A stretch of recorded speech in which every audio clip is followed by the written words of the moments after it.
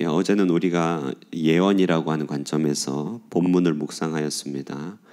땅 위의 포악함, 그리고 하나님의 백성들의 영적인 혼합으로 인하여 전 지구적인 변화가 생기고 하나님의 마음에 한탄과 슬픔이 생겼는데, 이 과거의 일은 하나님의 또 뜻과 원리가 되어서 이 시대를 향한 예언, 선지가 된다, 이런 얘기를 했습니다. 그 전날은 노아를 통하여서, 에녹을 통하여서 여주 동행의 삶을 이야기하죠. 동행이 선지의 관점으로 변화되었습니다. 우리가 이 말을 이제 성경의 역사는 곧 예언이다, 이 말인데, 우리가 이 말을 정말 받아들인다면요, 정말 받아들인다면 우리는 성경을 읽을 때마다 세상과 항상 부딪혀서 존재감을 드러내는 다이아몬드 원석과 같은 그런 것을 느끼게 될 것입니다. 모든 종류의 광석, 모든 종류의 철제 부딪히지만 자기는 조금도 상하지 않고 이렇게 자기 존재를 보존하는 다이아몬드, 금광석, 온갖 돌을 부숴버리는 그런 강력함이 성경에 있다는 사실을 우리는 성경의 역사를 통해 예언의 관점에서 볼 수 있는 것입니다. 자, 우리가 그런 것을 보게 되면 그러면 이제 세상의 기초가 얼마나 허술한지, 그러나 반면에 하나님 나라는 얼마나 견고하고 영원한지 우리가 느껴지게 되는 것이죠.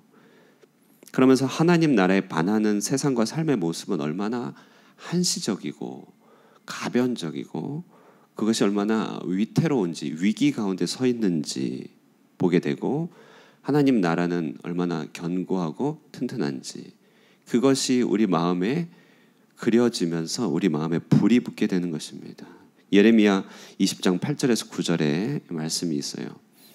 내가 말할 때마다 외치며 파멸과 멸망을 선포함으로 여호와의 말씀으로 말미암아 내가 종일토록 치욕과 모욕거리가 됨이니이다. 그러니까 예레미야는 하나님 말씀 안에서 하나님의 변하지 않는 세계와 변하는 이 땅의 모습이 서로 충돌하는 것을 보면서 얘기했다는 것이죠. 그러므로 세상에서 모욕을 당하였는데, 그래서 다시는 여호와를 선포하지 아니하며 그의 이름으로 말하지 아니하리라고 하면 나의 마음이 불붙는 것 같아서 골수에 사무치니 답답하여 견딜 수 없나이다. 자, 이것이 예레미야의 심정이었습니다. 바울은 이처럼 성경 속에 담겨져 있는 하나님 나라의 강력을 맛보면서 고린도후서 10장 4절에서 5절에 말하기를 이럽니다. 우리의 싸우는 무기는 육신에 속한 것이 아니요 오직 어떤 견고한 진도 무너뜨리는 하나님의 능력이라. 모든 이론을 무너뜨리며 하나님을 아는 것을 대적하여 높아진 것을 다 무너뜨리고 모든 생각을 사로잡아 그리스도에게 복종하게 하니, 이렇게 얘기합니다. 20세기 초에 우리 신학에서도 유행이 있는데 그 당시 유행을 자유주의라고 합니다. 뭐냐면 하나님의 성경과 하나님을 세상을 이해하는 이제 수단, 다시 말해서 세상을 지지해주고 세상과 비슷하고 또 세상의 지혜로 해석이 가능한 기독교를 설명하려고 했었습니다. 그걸 자유주의라고 하는데요. 그런데 바르트라고 하는 그런 사람이, 신학자가 성경을 한 걸음 한 걸음 걷다 보니까 그의 표현에 이래요. 성경 안에는 이상하고 새로운 세계가 있다는 것을 발견했다, 이럽니다. 그러면서 그가 얘기하기를 이래요. 성경 내용을 차지하는 것은, 한번 잘 들어보십시오. 하나님에 대하여 사람들이 맞다고 생각하는 것들이 아니라 바로 사람들에 대한 하나님의 지당하신 생각이다. 이게 성경에 있다는 것이에요. 성경을 읽으면서 사람들은 하나님은 이래야 되지 않을까, 저래야 되지 않을까, 하나님에 대해서 사람들이 맞다고 생각하는 것을 성경에서 보려고 했는데, 성경에서 보다 보니까 사람에 대한 하나님의 지당하신 생각이 있다는 것이죠. 이것이 바로 성경의 낯설고 새로운 세계고, 하나님에 대한 기대가 아니라, 사람의 기대가 아니라 사람들에 대한 하나님의 지당하신 생각, 거기에 마음이 동할 때, 그래서 세상의 기초가 좀 위태롭다는 것을 느낄 때, 반대로 하나님 나라는 영원하고 그러므로 하나님 입장에서 삶을 살아가게 될 때 우리는 이들을 동역자, 하나님의 동역자라 부른다는 것입니다. 오늘 우리가 읽은 본문 동역자에 대한 주제를 품고 있습니다. 바로 하나님의 동역자 노아에 대한 이야기죠. 성경 본문이 어떻게 노아를 당신의 동역자로 소개하고 있는지 말씀 속으로 잠깐 들어가 보겠습니다. 오늘 본문의 단락은 원래 어제 9절부터 시작하는데요.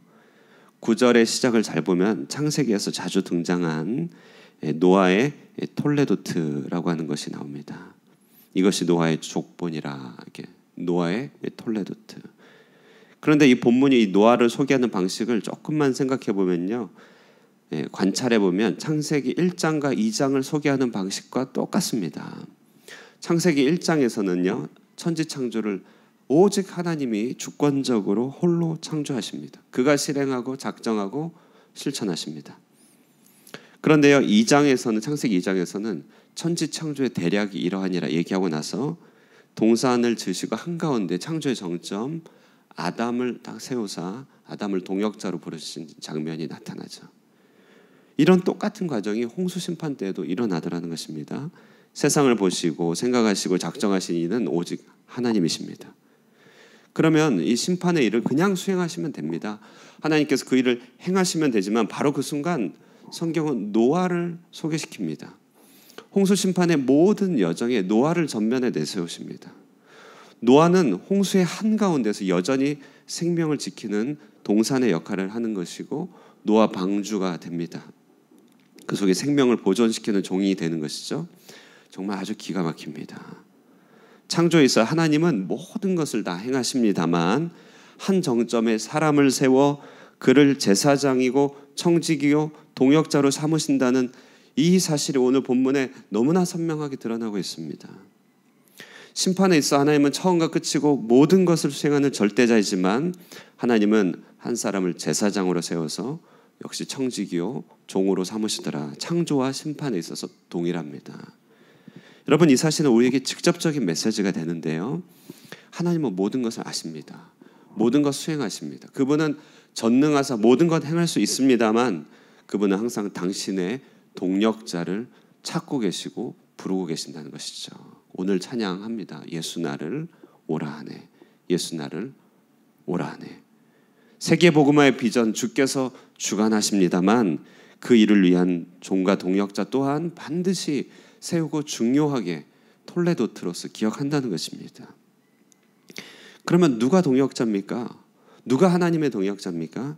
그것은 성경 속에 나타난 낯설고 새로운 나라, 모든 것을 파하는 강력을 발견한 사람, 위태로운 세상과 하나님 사이 그 갈라진 틈바구니에 서 있음을 알고 안타까운 마음을 가진 자, 이들이 바로 하나님의 동역자로 서게 된다는 것입니다. 하나님이 일을 하실 때 동역자를 통해서 일을 하신다는 사실, 이 사실은 여러분 우리가 종종 무수히 많은 노력을 하지만 우리 발걸음이 결국 제자리 걸음에 머무는 것에 대한 설명을 하게 되죠. 그것은요, 하나님께서 우리에게 맡기지 않은 일을 하는 것 때문이 아닐까요? 동역은 말 그대로 하나님이 맡기신 일을 하는 것이죠.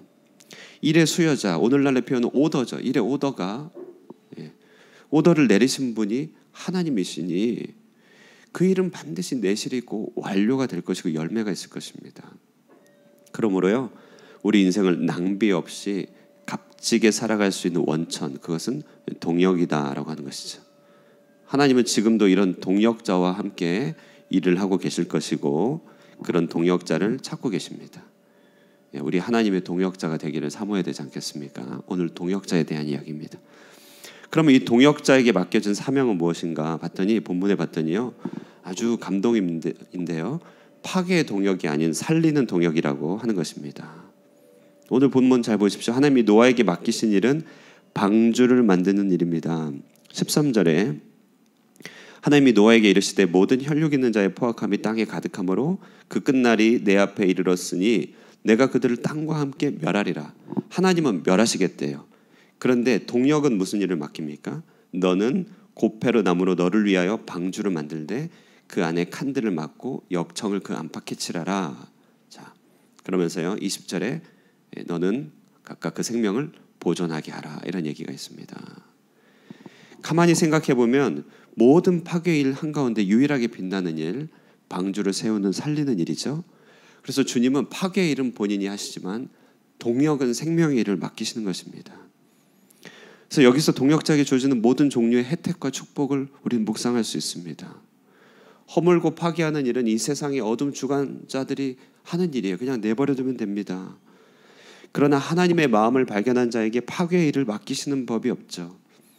그러므로 여러분, 동역자로 부름받고 쓰임 받는다면 우리는 손실하고 패망하고 고꾸라지는 일 따위에 대해서는 조금도 두려워할 필요가 없다는 것이죠. 동역자에게 맡기시는 것은 심판의 초일기 가운데서도 오직 살리는 일, 그것이 동역자에게 맡기시는 것입니다. 18절, 19절, 20절 계속 얘기합니다. 너는 방주로 들어가고 20절에 보존하게 하되 20절 하반절에 그 생명을 보존하게 하라. 너는 모든 먹을 양식을 21절에 가져다가 저축하라. 이렇게 얘기합니다. 여러분, 정말 세상에서 가장 확실하고 고상한 저축 아닙니까?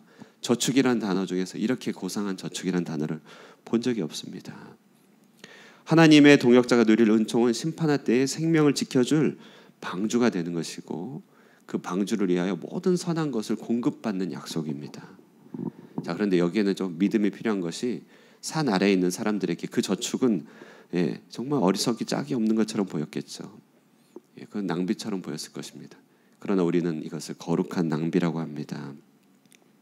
하나님은 우리가 마침내 동역자로 세워지는 순간 생명을 보존하시기 위한 모든 자원을 우리 손에 맡기셨다는 사실, 마음을 우리에게 불을 붙여줬다는 사실, 그것을 쌓아가게 하셨다는 사실을 발견하게 됩니다. 자, 그럼 이런 동역자에게 주시는 축복은 무엇인가? 그것은 바로 약속입니다. 약속. 18절에 그러나 너와는 내가 내 언약을 세우리니, 약속입니다. 여러분, 이 약속이 정말 강력한 것이죠. 처음에는 누가 먼저 시작한 것인지 몰라요. 노아가 자원했는지 하나님께서 부르셨는지 그 처음에 불분명합니다. 그러나요, 이 언약의 존재는요, 노아가 동역자로서 끝까지 일을 할 수 있도록 하는 기초입니다.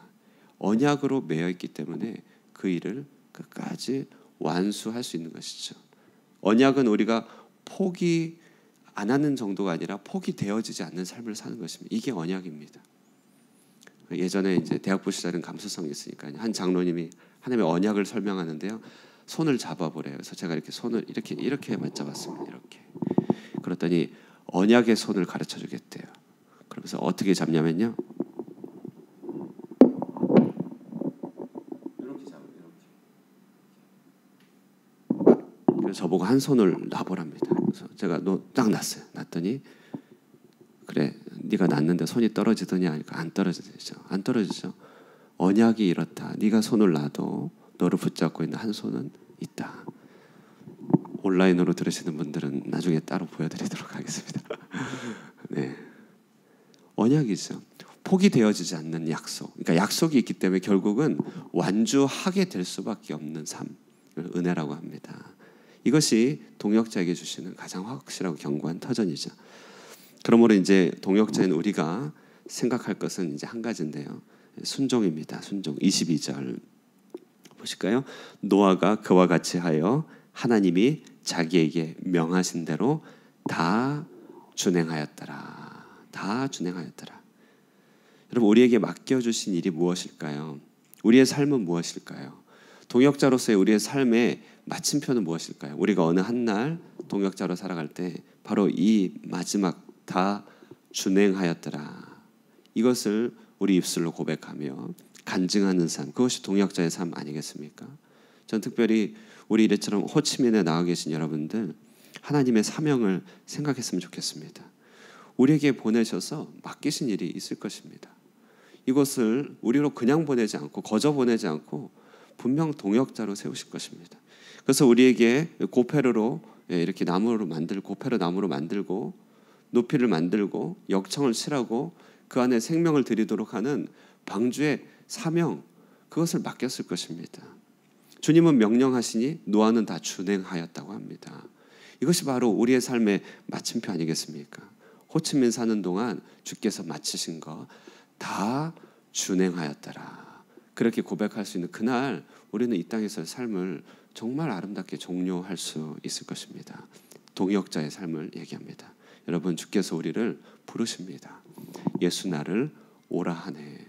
주님의 마음을 발견한 자, 성경에서 정말 낯설고 새로운 세계를 발견한 자, 모든 강력을 파하는 하나님의 능력을 발견한 자, 그런 자 하나님의 동역자입니다. 그런 동역자로 이 시대를 살아갈 수 있는 저와 여러분 되시기를 주님의 이름으로 축원드립니다. 기도하겠습니다.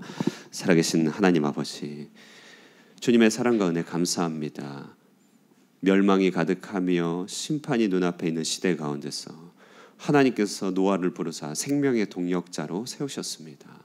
주님의 나라를 바라보는 자, 하나님의 마음을 이해하는 자, 주님 이들을 동역자로 세우시고 심판의 때에 생명을 보전할 동역자로 또한 세우시고 부르심을 오늘 우리가 듣고 확인하오니, 주님이여 우리에게 주님의 모든 자원들을 허락하여 주시사 생명을 보존하는 일을 잘 완수할 수 있게 하여 주시옵소서.